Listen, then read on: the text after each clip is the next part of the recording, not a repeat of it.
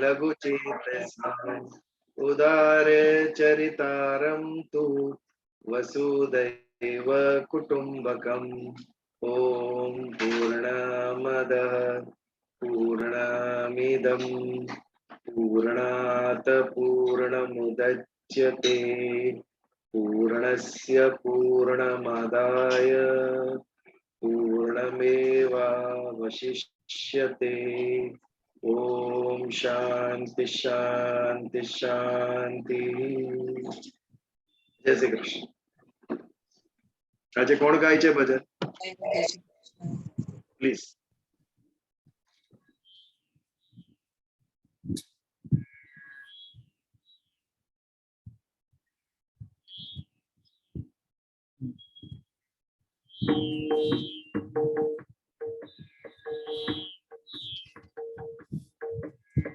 गोविंद जय जय गोपाल जय जय गोविंद जय जय गोपाल जय जय राधा रमण हरि गोविंद जय जय राधा रमण हरि गोविंद जय जय श्री कृष्ण गोविंद हरे मुरारी श्री कृष्ण गोविंद हरे मुरारी हे नाथ नारायण वासुदेवा हे नाथ नारायण वासुदेवा राम कृष्ण हरे जय जय राम कृष्ण हरे राम कृष्ण हरे जय जय राम कृष्ण हरे मेरो तो आधार श्री वल्लभ के चरणारविंद मेरो तो आधार श्री वल्लभ के चरणारविंद वल्लभ के चरणारविंद श्री विठ्ठल के चरणारविंद वल्लभ के चरणारविंद मेरे माथे को श्रृंगार श्री वल्लभ के चरणारविंद मेरे गले को हार श्री वल्लभ के चरणारविंद सर्व जगत को सार श्री वल्लभ के चरणारविंद कलयुग में उद्धार श्री वल्लभ के चरणारविंद वल्लभ के चरणारविंद श्री विठ्ठल के चरणारविंद वल्लभ के चरणारविंद श्री विठ्ठल के चरणारविंद जाऊं मैं बलिहार श्री वल्लभ के चरणारविंद गाऊं बारंबार श्री वल्लभ के चरणारविंद मेरो तो आधार श्री वल्लभ के चरणारविंद वल्लभ के चरणारविंद श्री विठ्ठल के चरणारविंद वल्लभ के चरणारविंद श्री विठ्ठल के चरणारविंद मेरो तो आधार श्री वल्लभ के चरणारविंद मेरो तो आधार श्री विठ्ठल के चरणारविंद।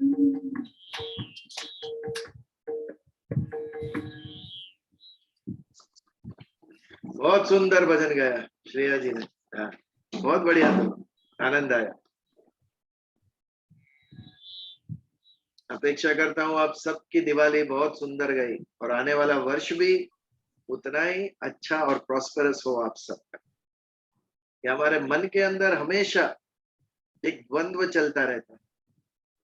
हमारा शरीर, मन, बुद्धि, ये सब जो संसार के साथ जुड़े हुए हैं उनको उत्सव मनाने, उनको भोग चाहिए, हैप्पीनेस चाहिए। और हमारा जो आत्म तत्व है जो ईश्वर के साथ जुड़ा हुआ है, इट इज लॉन्गिंग ईश्वर के साथ एक रूप हो। तो ये दोनों के बीच में हमेशा द्वंद्व होता है। एक प्रेयर्स है और एक पार्टी है।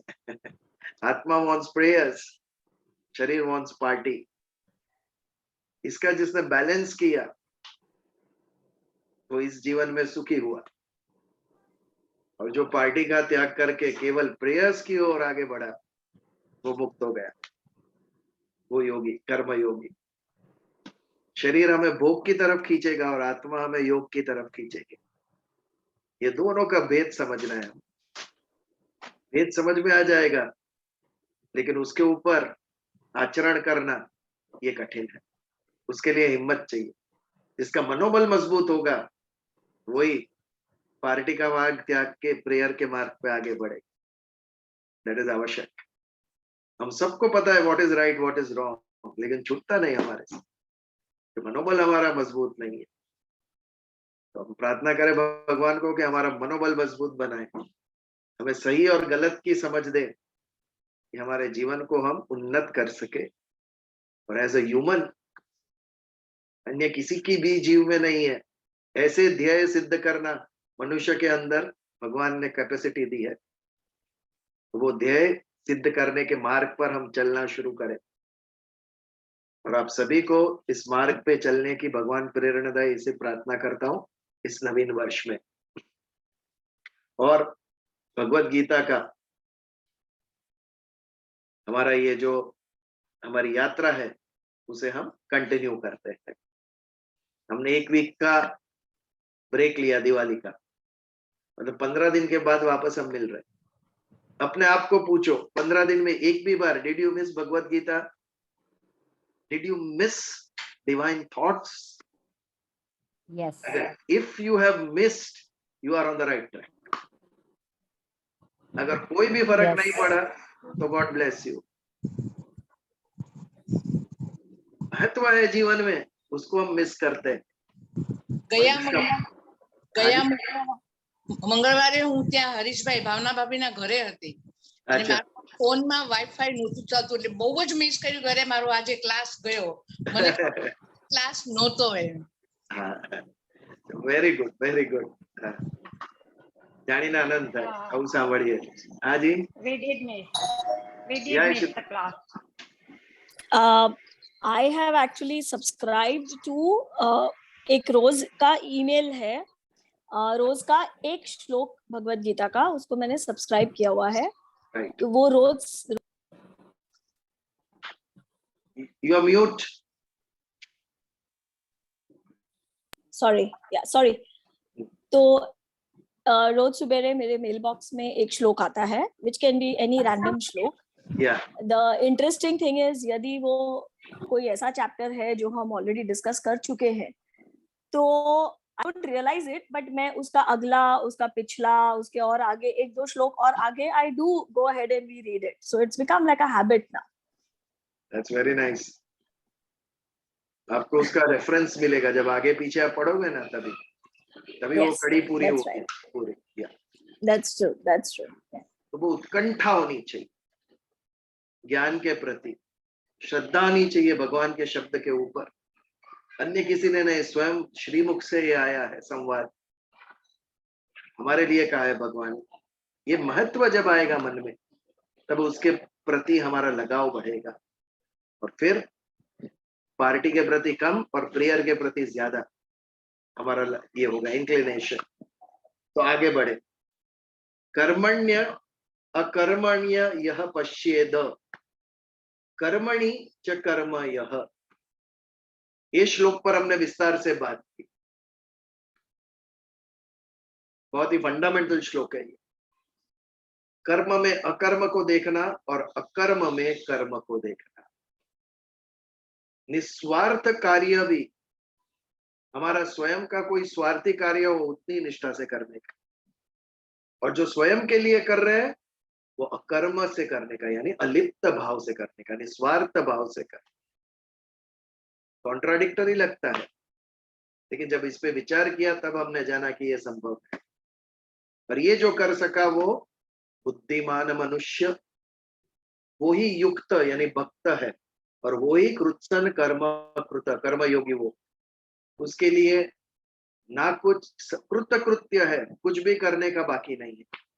प्राप्त प्राप्तव्य है, जीवन में कुछ भी प्राप्त करने का बाकी नहीं है। ज्ञात ज्ञातव्य सब ज्ञान प्राप्त हो गया। ऐसा बुद्धिमान मनुष्य कर्मयोगी जो अकर्म में कर्म देखता है और कर्म में अकर्म। ये समझाने के लिए, दिस वाज थियोरेटिकल श्लोक, समझाने के लिए भगवान ने कहा अर्जुन, एक थियरी, एक कॉन्सेप्ट समझाया अर्जुन को, और सिंप्लीफाई करने के लिए और आसान करने के लिए भगवान ने आगे के 2 श्लोक में ऐसे मनुष्य का वर्णन, ऐसा जो मनुष्य है, कर्मयोगी है, सिद्ध पुरुष है, जो कर्म में अकर्म और अकर्म में कर्म देखता है, ऐसा व्यक्ति कैसा होता है। जब ऐसे व्यक्ति के बारे में हम समझते हैं तो और आसान हो जाता है, वो कॉन्सेप्ट समझना आसान हो जाता है जब किसी ऐसे व्यक्ति के बारे में हम समझते हैं। जब मदर टेरेसा के चरित्र के ऊपर हम विचार करते हैं तो कर्मयोग क्या है वो हमें समझ में आ जाता है। इस प्रकार से जिएंगे तो कर्मयोग सिद्ध होगा। स्वामी विवेकानंद, परमहंस, परमहंस के बारे में पढ़ो, अपने आप आपको भक्ति समझ में आ जाएगी। भक्ति कैसी होनी चाहिए? परमहंस जैसी। काली माँ से जाके झगड़ते थे, रोते थे उनके सामने। जो युक्त है वो भक्त, हम जिससे युक्त है उसके साथ ही झगड़ा करते हैं, बाजू वाले से नहीं कर रहे, अपनों से करते हैं। शिकवा गिला किसके साथ होता है? जो अपने होते हैं उनके साथ ही होता है। ऐसा संबंध था परमहंस का काली माँ के साथ। विवेकानंद जी कभी कुछ उनको पूछते थे तो कहते थे, आप ही जाके पूछ के आओ काली माँ को कि ये ऐसा क्यों है। श्रद्धा से कहते थे, कॉन्फिडेंस से कि मैं जैसे बात करता हूँ ऐसे आपको भी उत्तर देंगी माँ। ये भक्ति है, परम भक्ति। दोनों एक हो गए थे, कोई अंतर नहीं उसमें। तो ऐसा भक्त, ऐसा ज्ञानी, ऐसा कर्म योगी, उसके बारे में भगवान ने आगे के श्लोक में समझाया।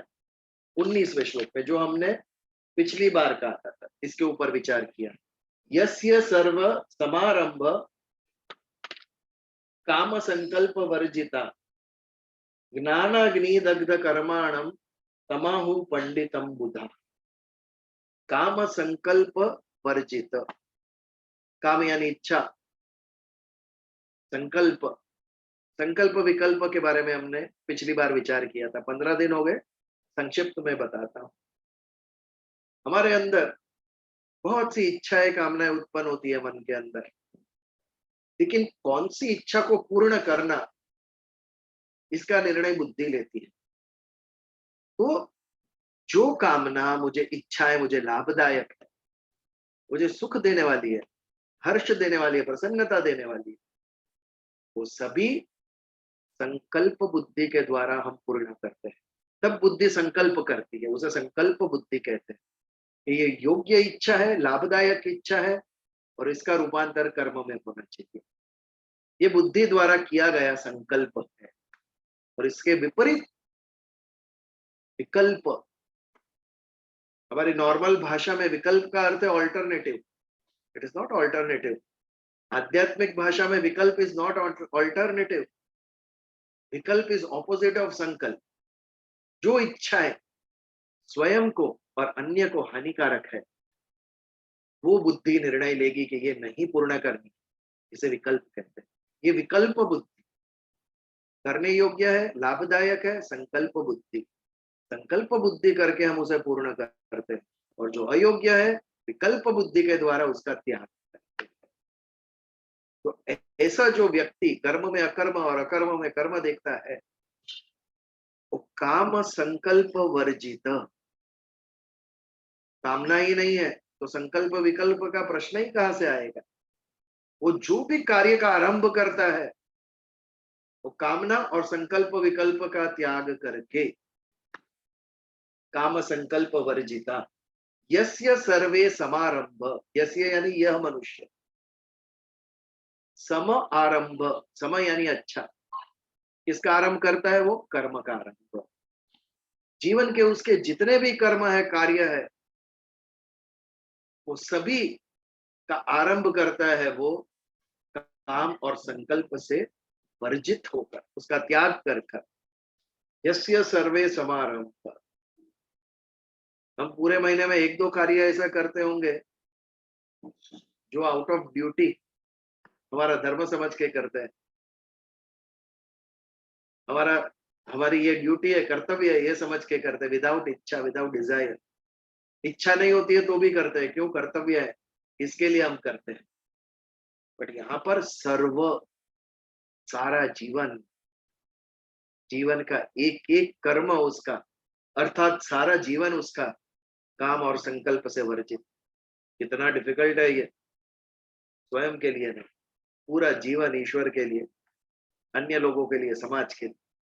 ज्ञानाग्नि दग्ध कर्माणम, हमारे संचित कर्म कितने सारे हैं, प्रारब्ध कर्म है जो इस जीवन में हमें सुख दुख देते ही रहते हैं। कहीं से सोचा नहीं होता है, उधर से दुख आ जाता है। कैसे आया ये? प्रारब्ध कर्म उदय हुआ, आपके भाग्य में था ये दुख सहन करना, इसके लिए न चाहते हुए भी, नहीं मांगा था फिर भी ये दुख आ गया। वैसे ही सुख का है, मांगोगे नहीं तो भी आके मिलेगा आपको। तो जो ज्ञानी है वो दोनों से अलिप्त रहेगा। आने दो दुख, आने दो सुख, it will not touch me. अपने आप को फोर्टिफाई कर लेता है, वो मन को फोर्टिफाई कर लेता है, किला बांध देता है। सुख और दुख उसमें प्रवेश ही नहीं कर सकते। अपना जीवन कर्तव्य बुद्धि से जीता है। ऐसे जो हमारे आगे के सारे कर्म है, प्रारब्ध कर्म, संचित कर्म, ये सब भी आगे आएंगे। जैसे हमने अभी अकर्म कर्म विकर्म देखा, ऐसे ये सब कर्म भी आगे के अध्याय में आएंगे। संचित कर्म क्या है, क्रियामाण कर्म क्या है, प्रारब्ध कर्म क्या है। तो ये सभी कर्म ज्ञान अग्नि दग्ध, दग्ध यानी जला दे, ये सभी हमारे पीछे के कर्म है, वो ज्ञान की अग्नि में जल जाते हैं। कौन सा ज्ञान? ज्ञान किसे कहेंगे? What is knowledge? What is the difference between information and knowledge? दोनों में अंतर क्या है? इंडिया का capital new Delhi, this is information. तो फिर ज्ञान क्या है? ज्ञान इज सब्जेक्टिव, ज्ञान is applicable, it deals with human being. भगवान और जीव और परमात्मा के संबंध के बारे में जो है वो आध्यात्मिक ज्ञान। मैं आत्मा हूं, शरीर सृष्टि से उत्पन्न हुआ है, उसका आरंभ है और उसका अंत है। कर्म का आरंभ है, कर्म का अंत है, इसलिए फल का भी आरंभ है और फल, कर्म से फल उत्पन्न होता है। जो भी आप काम करो, अच्छा या बुरा, मिलना ही है फल उसको। आप, हमें लगता है इतना किया कुछ नहीं मिला, आज नहीं कल मिलेगा, वो तेरे हाथ में नहीं है। मुंबई यूनिवर्सिटी जैसा है, अब एग्जाम देके आ जाओ, रिजल्ट कब आएगा नो आइडिया। यूनिवर्सिटी से पेपर में आता है, पेपर चेक करने के लिए टीचर्स अवेलेबल नहीं, 4-4 5-5 महीने के बाद रिजल्ट आता है। भगवत गीता का ज्ञान है उनको सबको कि कर्म कभी भी करो, फल कभी भी मिलेगा आपको, बट मिलेगा जरूर, ये निश्चित है, फल मिलेगा। तो आत्मा अविकारी है, उसके द्वारा कुछ भी कर्म नहीं होता है, और मैं आत्मा हूं, परम तत्व का अंश। ये समझ जिसको आ गई, ये अनुभूति जिसको हुई, वो ज्ञान। और ये ज्ञान जब होता है, अपने आप सांसारिक भोगों का, हैप्पीनेस, पार्टीज, ये सब अपने आप उसका महत्व कम हो जाता है। And we long to merge with the infinite. आत्मा के अंदर एक उत्कंठा उत्पन्न होती है परम तत्व से मिलने की। Why? Because I am that, तत्वमसि, अहम ब्रह्मास्मि। ये जब ज्ञान होता है तो now I want to merge. अगर मैं ब्रह्म हूं तो मुझे ब्रह्म में विलीन होना है वापस। एक आकर्षण है ब्रह्म का परब्रह्म के प्रति। तो ऐसा जब ज्ञान का उदय होता है तो हमारे पीछे जो कर्म थे, संचित कर्म, जमा हुए कर्म, प्रारब्ध कर्म, क्रियामाण कर्म, सभी कर्म उसमें जल जाते हैं। ज्ञानाग्नि दग्ध कर्माणम तमाहु पंडितम बुधा। बुधा यानी ज्ञानी। बुद्ध ग्रह है, वो बुद्धि का कारक है, और जिसको बुद्धि से बोध हुआ वो बुद्ध। यानी बुधा, बुद्ध, बौद्ध, ये सब ज्ञानी, ज्ञान के वाचक शब्द है। ज्ञान बुद्धि के द्वारा प्राप्त होता है, तो बुद्धि के द्वारा जिसको भी ज्ञान प्राप्त हुआ उसके लिए ये सभी शब्द है, एडजेक्टिव्स। बुद्ध भी उसे कहा जाता है, बुधा भी उसे कहा जाता है। तमाहु पंडितम बुधा, तो ऐसे व्यक्ति को जिसको परम ज्ञान हुआ है उसे बुधा यानी ज्ञानी लोग भी पंडित कहते हैं। इसका अर्थ है पंडित इज अबाव बुधा, अबाव ज्ञानी। पंडा एक प्रकार की बुद्धि है। सत और असत, आत्मा और शरीर, परमात्मा और सृष्टि, इसका भेद जिसने समझा है उस बुद्धि को, जिस बुद्धि के द्वारा हम ये भेद समझते हैं उसे पंडा बुद्धि कहते हैं। और जिसकी पंडा बुद्धि जागृत हुई है वो पंडित। वो सांसारिक नॉलेज नहीं है, E is equal to mc square, formula for atom bomb, ये भी नॉलेज है, बट ये सांसारिक नॉलेज, ये आध्यात्मिक नॉलेज, आत्मा का ज्ञान, ये जिसको हुआ है वो पंडित। ज्ञानी लोग भी ऐसे व्यक्ति को पंडित कहते हैं। तमाहुम पंडितम बुधा। और यहां पर ऐसा व्यक्ति कैसा है? ना उसने भगवे वस्त्र पहने, ना सिर पे जटा है, ना दाढ़ी मूछ, ना गले में रुद्राक्ष की माला। ऐसा वेश लेकर कोई आए तो हम समझ जाएंगे ये सन्यासी है, ये साधु है।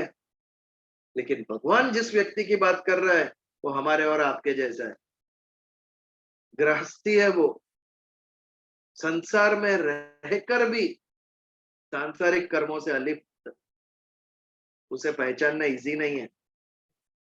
अब किस भाव से कर्म कर रहे हैं किसी को पता नहीं है। आप अटैच होके कर रहे हैं या डिटैच होके, अनासक्त भाव से या आसक्त होकर कर रहे हैं, वो आप ही जानते हो, आपके मन के अंदर है। पिछली बार हमने डॉक्टर का उदाहरण लिया था। जब एक पेशेंट डॉक्टर के कंसल्टिंग रूम में जाता होगा, उसे रिलीफ होती होगी, डॉक्टर है अभी मेरी पीड़ा कम हो जाएगी। लेकिन वही डॉक्टर जब पेशेंट को दरवाजे से अंदर आता हुआ देखता है तो आया मेरा 2000 आया, उसको ये लगता होगा कि आज एक पेशेंट मिल गया। मन में भाव क्या है वो हम नहीं जान सकते। इसके लिए कर्म देखकर निश्चय करना अति कठिन कि ये अकर्म है, कर्म है कि विकर्म है। आपके उसके पीछे का भाव क्या है उसके ऊपर है। आप मित्र की दुकान पे जाओ तो आपको लगता है कि मैं मित्र के यहाँ आया हूँ, मित्र को लगेगा कि ग्राहक आया मेरा एक, चलो आज कुछ कमाई होगी, कुछ तो लेकर जाएंगे यहाँ से। मन के अंदर भाव क्या है ये इंपॉर्टेंट है। तो ऐसे जो पंडित है वो संसार में रहते हैं, आप और हमारे जैसे गृहस्थ आश्रमी है, लेकिन फिर भी उनके कर्म के पीछे अलिप्त भाव है। हमारे जैसे अटैच नहीं है, लिप्त नहीं है, अलिप्त है। तो ऐसे व्यक्ति को ज्ञानी लोग भी पंडित कहते हैं। तो यस्य सर्वे समारंभ काम संकल्प वर्जिता, जो अकर्म में कर्म और कर्म में अकर्म देखता है, ऐसा व्यक्ति कैसे होता है?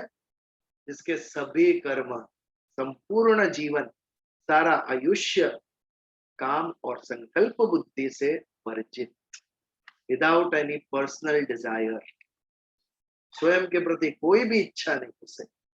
ज्ञान अग्नि दग्ध कर्माण, ज्ञान जब उसे हुआ मैं आत्मा हूं, मैं शरीर नहीं, तो उस ज्ञान की अग्नि में सभी उसके संचित प्रारब्ध कर्म, क्रियामाण कर्म सभी जल गए। दग्ध कर्माण तमाहुम पंडितम बुधा। और ऐसे व्यक्ति को ज्ञानी लोग, बुधा लोग, ये भी पंडित कहते हैं, जो हमारे और आपके जैसा है, लेकिन उसके कर्म के पीछे के भाव अलग है।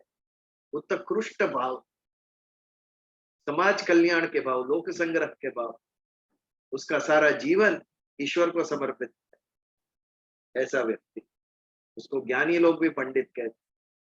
ये आया कहां से उसके अंदर ये निर्णय, ये समझ आई कहां से? ज्ञान से आई। मैं कौन हूं ये जब समझ आई, ये समझ आने के बाद उसके जीवन का मार्ग बदलता है। ऐसा पंडित व्यक्ति। ये 19वां श्लोक। इससे आगे बढ़ते अभी ये पिछली बार ये श्लोक में भी ऐसे ही व्यक्ति का वर्णन भगवान आगे करते हैं अर्जुन को, जो कर्म में अकर्म और अकर्म में कर्म को देखते हैं। त्यक्त्वा कर्म फलासंग नित्य तृप्तो निराश्रय कर्मण्य अभिप्रवृत्तोपि नैव किंचित करोति सह। और लक्षण ऐसे व्यक्ति के इस श्लोक में हमें भगवान ने समझाए, अर्जुन को बता रहे। त्यक्त्वा कर्म फला संग, ऐसे व्यक्ति ने कर्म और कर्म के फल का संग त्याग किया है, नो अटैचमेंट। कर्म भी हमें आनंद देता है, उससे भी आसक्ति हो सकती है।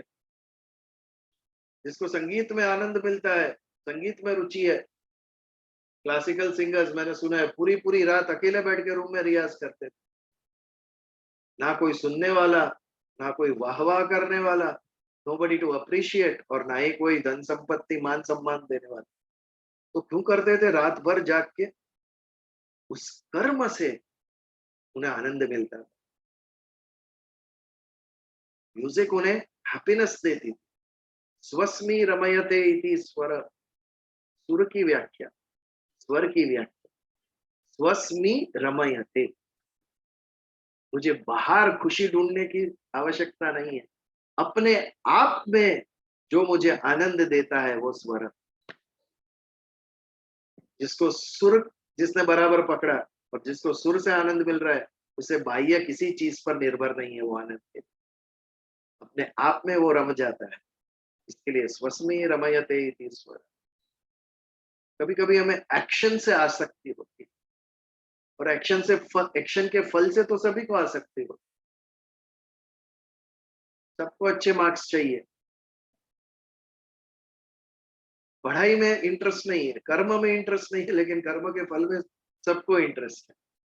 पढ़ाई बोरिंग लगती है, लेकिन मार्क्स सभी को अच्छे चाहिए, या फल के प्रति आसक्ति। तो ऐसा जो व्यक्ति है, त्यक्त्वा कर्म फलासंग, संग यानी आसक्ति, अटैचमेंट, उसे ना तो केवल कर्म से आसक्ति है, ना उसके फल से। अभी मैचेस चल रही है ऑस्ट्रेलिया में, इंडिया पाकिस्तान की मैच में हम जीत गए। क्रिकेट में इंटरेस्ट से ज्यादा फल में इंटरेस्ट है सबको, कौन जीतेगा? इंडिया जीता, दैट इज इंपॉर्टेंट। लेकिन बिल्डिंग में जब बच्चे खेलते हैं, वो हार जीत के लिए नहीं, मैं देखता हूँ शाम को 4 बजे के सब बॉल बैट लेके आ ही जाते हैं। कौन हारेगा कौन जीतेगा, not interested, we are interested in playing. फल में इंटरेस्ट नहीं है, हार जीत में इंटरेस्ट नहीं, गेम में इंटरेस्ट। तो कर्म के प्रति भी आसक्ति होती है, फल के प्रति भी आसक्ति, लेकिन ये जो व्यक्ति है उसकी दोनों के प्रति अनासक्ति। त्यक्त्वा कर्म फलासंग नित्य तृप्तो निराश्रय, ये नए दो गुण कहे भगवान। जैसे आगे के श्लोक में कहे थे गुण, वैसे यहाँ पर और 2 गुण कहे, नित्य तृप्त और निराश्रय। तृप्ति कब आती है? सेटिस्फैक्शन। जब हम पूर्ण होते हैं तब तृप्ति आती है। हमें खाने की इच्छा कब होती है? जब तक भूख है तभी तक खाने की इच्छा। द मोमेंट हमने इतना खा लिया कि और खाने की अभी जगह नहीं है पेट में, उस वक्त खाने की इच्छा होगी नहीं। 1 पिज्जा 2 पिज्जा खा लो आप, फिर कोई तीसरा रखे सामने, आप मुंह फेर लोगे। जो पिज्जा के लिए इतना हम अट्रैक्शन था आधे घंटे के पहले, 2 पिज्जा खा लेने के बाद अभी बिल्कुल उसके तरफ हमारे देखने का भी मन नहीं करता है। इच्छा कहाँ गई? तृप्ति आने से कामना गई। तो कामना क्यों उत्पन्न हुई? कामना क्यों उत्पन्न हुई? अपूर्णता है, वहां पे कामना। मोमेंट में पूर्ण होता हूं, कंप्लीट, सब मेरी कामनाएं नष्ट हो जाएगी। आत्मा पूर्ण है, पूर्णमदः पूर्णमिदम्, ये श्लोक हम बोल रहे हैं। पर ब्रह्म पूर्ण है, ब्रह्म पूर्ण है, और पर ब्रह्म में से ब्रह्म को हमने निकाला, तो जो निकाला हुआ पार्ट है ब्रह्म, वो भी पूर्ण है, और ब्रह्म निकाल देने के बाद पर ब्रह्म भी अपूर्ण नहीं हो जाता है, वो भी पूर्ण है। पूर्ण है, इसके लिए कामना नहीं है, नो डिजायर। कामना कब उत्पन्न होती है? जब अपूर्णता आती है, तब कामना उत्पन्न हो जाती है। इतना भी होल, 1 इंच का भी यदि नाव के अंदर होल हो जाए तो पूरी नाव डूब जाती है, उतना पानी अंदर चला आता है। इच्छा का भी ऐसा है, मन में जरा भी अपूर्णता दिखी कि इच्छा घुस जाएगी उसके अंदर। ये पूर्णता आएगी कहां से? ईश्वर से एक रूप होने से ये पूर्णता है। मैं आत्मा हूं, मैं पूर्ण हूं, इसकी अनुभूति आने से ये एक रूपता आएगी, तभी हमारी इच्छाएं और कामनाएं जाएगी। नहीं तो जब तक हम अपूर्ण है, पूर्णता का अनुभव नहीं हुआ, मैं आत्मा हूं उसका अनुभव नहीं हुआ, तब तक ये संसार से जुड़ा हुआ शरीर नई नई कामनाएं करता जाएगा। और वो कामना पूर्ण करने के लिए हम दिन रात काम करते जाएंगे। सारा आयुष्य कब निकल जाएगा पता नहीं चलेगा। शरीर की इच्छाएं पूर्ण करने के लिए, मन की इच्छा है, अहंकार की इच्छा है, सबसे भयंकर है यह अहंकार। उसकी इच्छा पूर्ण करने के लिए युद्ध हुए हैं बड़े बड़े। तो अपूर्णता जरा भी दिखी कि इच्छा कामना उसमें घुस जाती है। और शरीर की इच्छाएं पूर्ण करने के लिए हम कर्म करते हैं। इच्छा पूर्ण भी होती है, लेकिन सांसारिक इच्छाएं हैं, उसका आरंभ और अंत अवश्य होता है। आज सुबह खाया, तृप्त हुए, शाम को वापस भूख लग गई, वापस अतृप्ति। इसका क्या उपाय है? कुछ भी नहीं। जब तक शरीर है ये चलता ही रहेगा। इंजन है, उसके अंदर ईंधन डालो, इंजन चलता रहेगा। उसके ऊपर लक्ष्य नहीं देना। शरीर के रिक्वायरमेंट को पूर्ण करके आगे अध्यात्म के मार्ग पे चलना है। उसको जीवन का ध्येय कभी नहीं बनाना है। यदि उसको जीवन, शरीर की इच्छाएं पूर्ण करना ये हमारे जीवन का ध्येय बन गया, उस दिन मुझ में और प्राणी में कोई अंतर नहीं रहेगा। पशु पक्षी के जीवन में इससे आगे कोई ध्येय नहीं है। उसके लिए शारीरिक सभी इच्छाएं पूर्ण करना वो उनका जीवन है। मनुष्य के जीवन के लिए ये छोटी सी बात है, उसकी प्रगति इससे आगे है। सिर्फ शरीर के प्रति लक्ष्य नहीं, उससे आगे है। मनुष्य मन दिया है भगवान ने, बुद्धि दी है। सृष्टि के रहस्य में खोज निकालूंगा, यहां तक कि परब्रह्म को प्राप्त कर दूंगा। मनुष्य के जीवन के ध्येय बहुत ऊंचे हैं, बट यदि हम खाली हमारे शरीर की जरूरत पूर्ण करने में लगा दिए हमने, तो हमारे में और पशु जीवन में कोई अंतर नहीं। तो ये तृप्ति नित्य होनी चाहिए, नित्य तृप्तो। अगेन एंड अगेन वही डिजायर नहीं आनी चाहिए। ये नित्य तृप्ति आए कब? आत्मा का दर्शन होगा तभी नित्य तृप्ति आएगी। ऐसा व्यक्ति, ऐसा कर्मयोगी, ऐसा महापुरुष, उसने आत्मा का साक्षात्कार किया है, इसके लिए वो नित्य तृप्त है, पूर्णता का अनुभव किया है। उसके मन के अंदर जरा भी अवकाश नहीं कि कोई इच्छा घुस जाए, कोई कामनाएं अंदर चली जाए।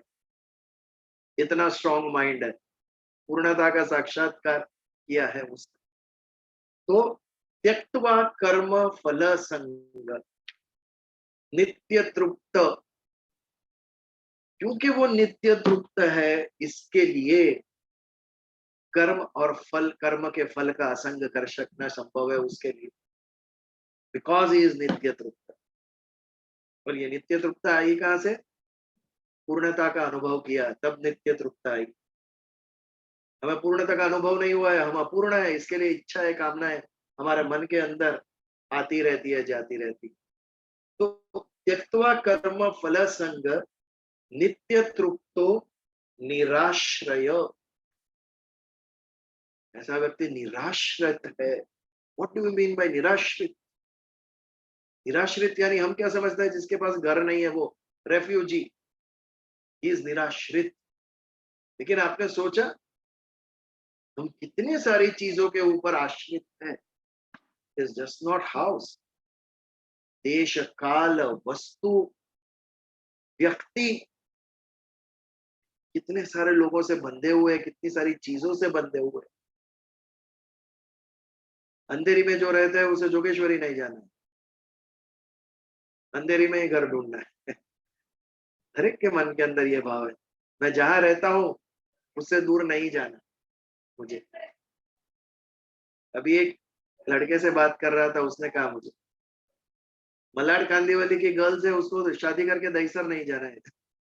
वो बता रहा था मुझे, बोरीवली तक ठीक है, दहीसर हम नहीं जाएंगे। अरे क्या फर्क पड़ गया, एक स्टेशन में बोरीवली और दहीसर नहीं जाना है। देश, देश यानी स्थान, स्थान से आश्रित है हम स्थान के ऊपर। यदि स्थान छोड़ दिया, यदि देश छोड़ दिया तो हम अपसेट हो जाएंगे, निराश्रित का भाव हमारे अंदर आएगा।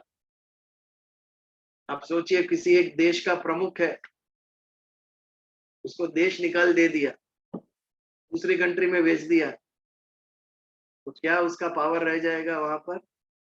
He will be a non entity. इस देश में जो प्रमुख था, सभी सत्ता उसके पास थी, दूसरे देश में वो निराश्रित हो जाएगा, कोई सत्ता नहीं। तो हम बंधे हुए हैं स्थान से, देश से हम आश्रित है। लेकिन भगवान का ये जो भक्त कर्मयोगी निराश्रित, सब भूमि गोपाल की वसुदैव कुटुंबकम, कोई स्थान से जुड़ा हुआ नहीं है, अपरिव्राजक। सारी पृथ्वी मेरा घर है, सारी सृष्टि मेरा घर है। ऐसा व्यक्ति निराश्रय। हम अपने घर से, अपने स्थान से, जहाँ रहते हैं उस एरिया से कितने बंधे हुए हैं, आश्रित है उसके ऊपर हम। ऐसा व्यक्ति निराश्रित, is not bound by these things. जहां भी गया उसे अपना घर लगता है ऐसे व्यक्ति को। देश से हम आश्रित है, वैसे ही काल से भी आश्रित है। 25 साल बाद कॉलेज का रीयूनियन हो तभी देखो सब लोग क्या चर्चा करते हैं। हमारे टाइम में तो इतना अच्छा था कॉलेज, सीनियर सिटीजन की मीटिंग अटेंड करो। अभी काल बदल गया है, टाइम बदल गया है। हम जब हमारे जमाने में तो ऐसा हुआ करता था, ऐसी बातें सुनने को मिलेगी। ये क्या है, काल से आश्रित हो, बंधे हुए हो। आपका जो अच्छा काल था आप उसी पे आश्रित हो अभी तक, वही आपको याद आ रहा है और वही श्रेष्ठ लग रहा है। बट भगवान का जो कर्मयोगी भक्त है वो काल से आश्रित नहीं है। उसके लिए कल भी भगवान कृष्ण थे, आज भी भगवान कृष्ण है, जीवन यही है। उसके लिए काल का कोई बंधन नहीं, वस्तु से आश्रित। सुबह उठेंगे तो गरम चाय चाहिए ही, उसके बिना सुबह नहीं होती हमारी। ये क्या है, वस्तु से आश्रित। इतनी सारी लिस्ट बहुत लंबी है इसकी। ये चाहिए, ये दवा होगी, ये कोई चीज होगी, ये चाहिए मतलब चाहिए, इसके बिना चलता नहीं हम। ये आश्रित होना है उसके ऊपर। भगवान का जो भक्त है वो निराश्रित, कोई भी चीज पर आश्रित नहीं है। मिल गया तो पी ली चाय, नहीं तो साधु तो चलता भला। जीवन में आगे बढ़ो, किसी के ऊपर निर्भर नहीं। देश, काल, वस्तु, व्यक्ति, सबसे ज्यादा हम निर्भर व्यक्ति पे होंगे। ऐसे ही एक पिता रोता है जब बेटी का कन्यादान देता है, तब जब विदाई होती है तब। आसान नहीं है अपना घर छोड़ के दूसरों के घर रहने जाना, क्योंकि बंधे हुए हैं हम, व्यक्ति के ऊपर आश्रित है। बच्चे पढ़ाई करने जाते हैं, घर छोड़कर, उस वक्त भी माँ बाप की आंखों में आंसू होते हैं, दुख होता है, आश्रित है, बंधे हुए हैं हम, इमोशनल बॉन्ड्स है। बट ये जो कर्मयोगी है उसके लिए सारा संसार ही अपना परिवार है, वसुदैव कुटुंबकम। उसे हर एक व्यक्ति के लिए, ऐसा नहीं है कि अपनों के लिए उसके मन में भाव नहीं है। He is a step above, सारे विश्व के लिए उसके अंदर ये भाव है, सभी मेरे हैं, सभी के साथ जुड़ा हूं, किसी एक के साथ में। तो ये जो दो गुण भगवान ने कहे, नित्य तृप्त निराश्रय, जो कर्म में अकर्म देखता है, अकर्म में कर्म देखता है, ऐसा श्रेष्ठ महानुभवी कर्मयोगी, त्यक्त्वा कर्म फल संग, कर्म और फल के असंग से रहित, संग से रहित, सबका त्याग करके वो नित्य तृप्त है और निराश्रय है। देश वस्तु काल व्यक्ति किसी के ऊपर भी वो आश्रित नहीं है, ऐसा व्यक्ति है वो, ऐसा कर्मयोगी है। कर्मण्य अभिप्रवृत्तोपि, अभिप्रवृत्ति यानी शुरू करना, ऐसा व्यक्ति जो जीवन के कर्म करता है, उसके पीछे उसका कर्तृत्व भाव शून्य, ये मैंने किया ये उसके मन में आता ही नहीं, क्योंकि उसका जो अहंकार है वो ही नहीं रहा। जब आत्मा साक्षात्कार हुआ तब अपने आप अहंकार विलीन हो गया। अभी जो उसका शेष जीवन है वो केवल कर्तृत्व भाव से जी रहा है, विदाउट एनी आसक्ति, विदाउट एनी आश्रय, इसके लिए नित्य तृप्त ऐसा व्यक्ति है वो। कर्मण्य अभिप्रवृत्तो, कर्म में प्रवृत्त तो होता है, प्रकृति क्रियाशील है, प्रकृति जब तक प्रकृति से जुड़े हुए हो कर्म तो होगा ही। हाथ पैर आप ना चलाओ लेकिन मन को आप रोक नहीं सकते, आंख तो देखेगी ही, कानों में स्वर तो पड़ेंगे ही, आंख बंद कर सकते हो, कान बंद नहीं कर सकते हो, ये सभी कर्म है। सुनना भी कर्म है, सूंघना भी कर्म है, मन में विचार उत्पन्न करना ये भी कर्म है, निर्णय लेना ये भी कर्म है, कर्म तो होता ही रहेगा। तो ऐसा व्यक्ति कर्म में अभिप्रवृत्त होता है, कर्म तो होते ही है उनसे।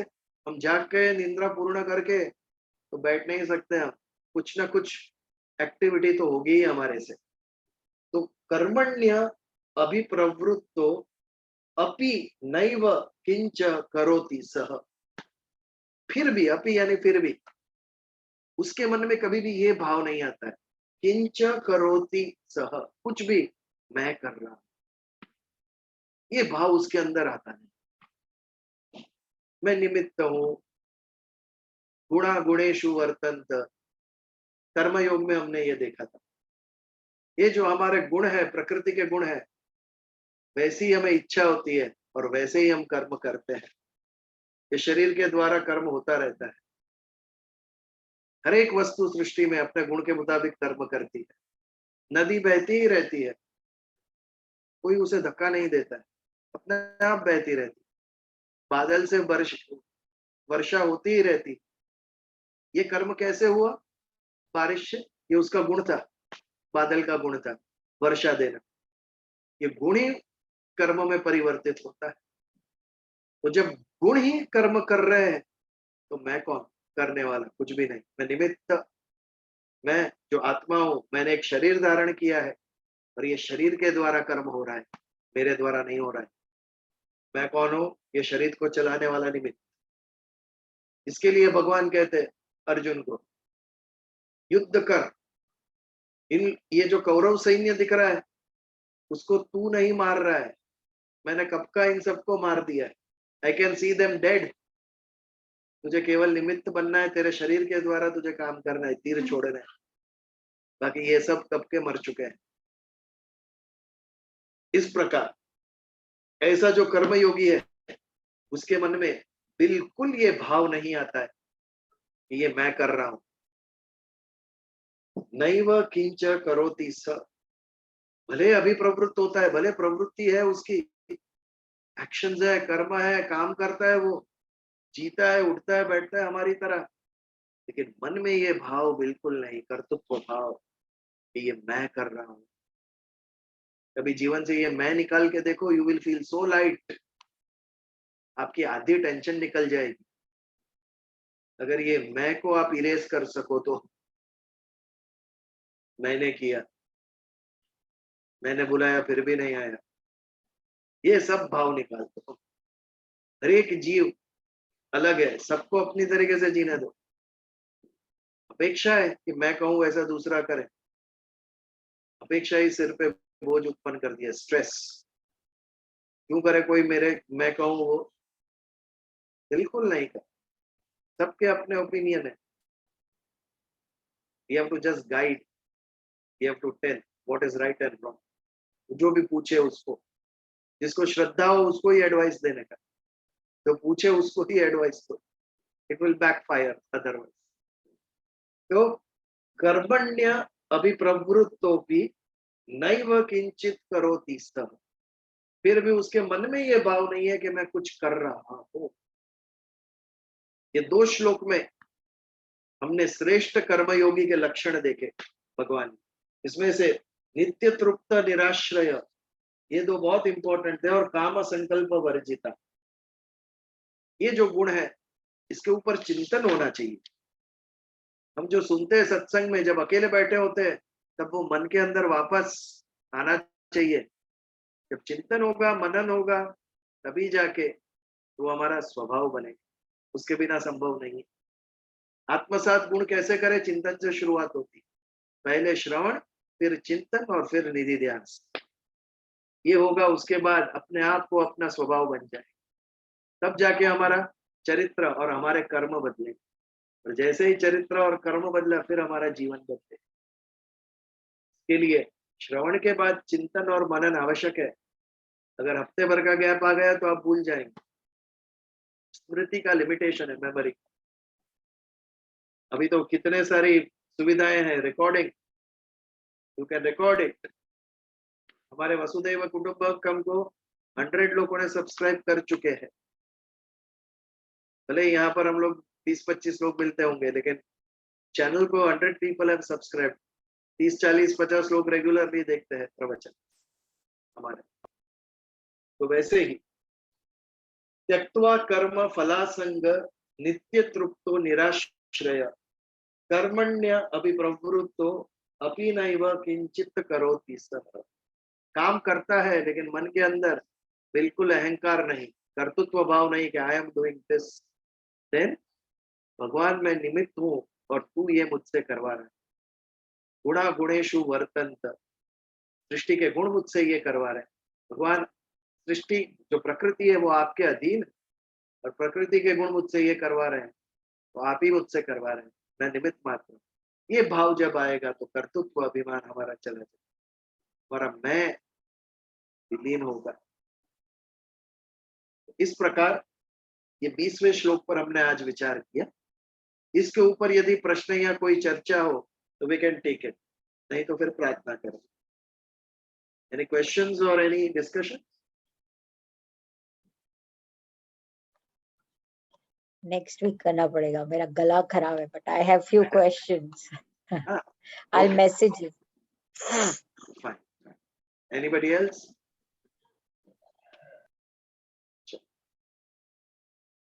प्रार्थना करें। ओम देव शांति, अंतरिक्ष शांति, पृथ्वी शांति, आपः शांति, औषधय शांति, वनस्पत्ये शांति, सर्वदेवा शांति, ब्रह्म शांति, सर्वः शांति, शांतिरेव शांति, सामा शांतिरधिरोम शांति शांति शांति। जय श्री कृष्ण। जय श्री कृष्ण। जय श्री कृष्ण। जय श्री कृष्ण। जय श्री कृष्ण।